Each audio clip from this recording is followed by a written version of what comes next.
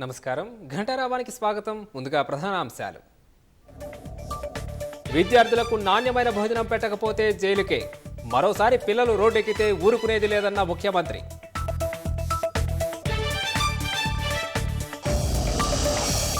కులగణనపై అపోహలు తొలగించే బాధ్యత విద్యార్థులదే. సంక్షేమ పథకాలు పెంచడానికి సమగ్ర సర్వే చేస్తున్నామన్న సీఎం.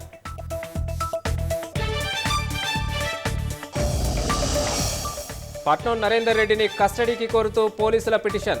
రిమాండ్ రిపోర్ట్ అంతా బోటకమన్న బీఆర్ఎస్.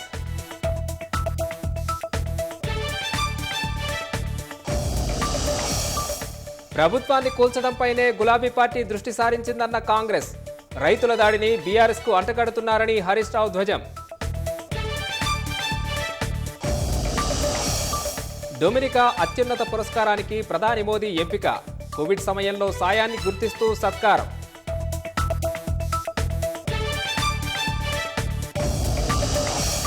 బంగ్లాదేశ్ రాజ్యాంగం నుంచి సెక్యులర్ పదాన్ని తొలగించే యత్నం.